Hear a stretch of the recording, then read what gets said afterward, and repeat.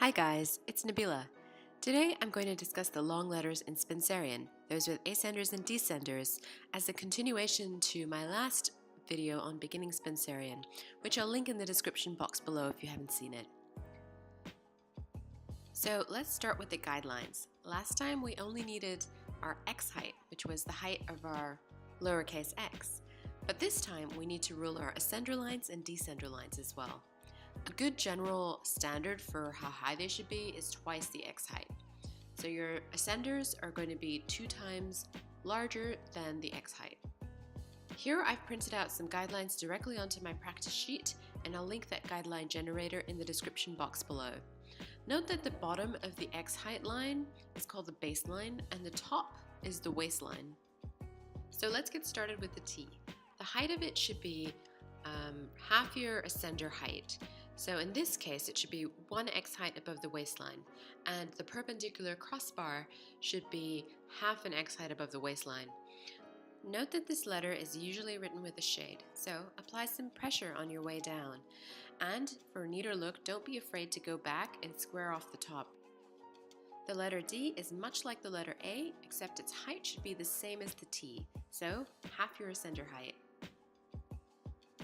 For this open style of P, the ascender is halfway into the ascender height and the descender is halfway into the descender height, so the total height of this letter should be 3 x heights. The letter Q goes down half the descender height.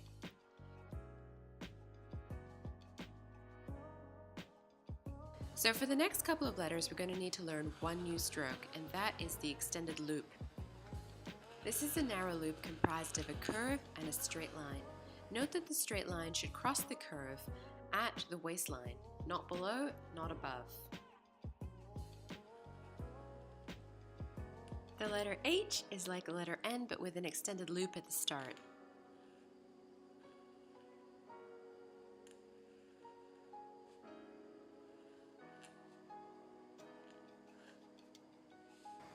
You can add a small shade to the K if you like. For the letter B, you can also choose to have a shade or not, so when you're drawing the extended loop between the waistline and the baseline, you can either choose to make that a shade or not. Now we move on to the letters with descenders. Note that the descender is just an extended loop upside down. If you turn your page upside down, it should look exactly the same. So for example, this Y is just an upside down H.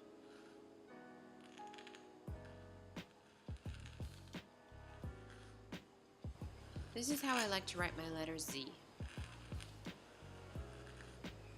The letter F is the tallest of all the lowercase letters. It should be 5 x heights in height. You can write it with a small shade on the downstroke. Now I'll show you a couple of the letter variations that I use often. This Y, with just a curve at the bottom instead of the extended loop as a descender, it's much easier to write because you don't need to worry about the alignment of the extended loop. You can use this alternative for most of the letters with descenders. Okay, so now you know all the lowercase letters, so go forth and practice. I'm going to show you some common mistakes or issues in this example.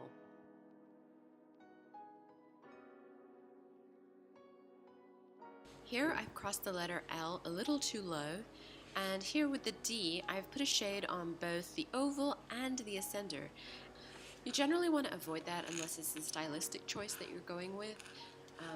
The idea of Spencerian, in my mind, is when you look at it from afar, you see this beautiful kind of graceful script with some very dark shades and the rest of it being very fluid and elegant. And having too many shades all kind of clustered around the same place takes away from that, in my opinion. So here is me practicing some more. I'm gonna let you guys go so you guys can practice. Thank you guys so much for watching. I really love reading your comments and suggestions and questions. So today I wanted to ask you what you think or you find the hardest thing about Spencerian is.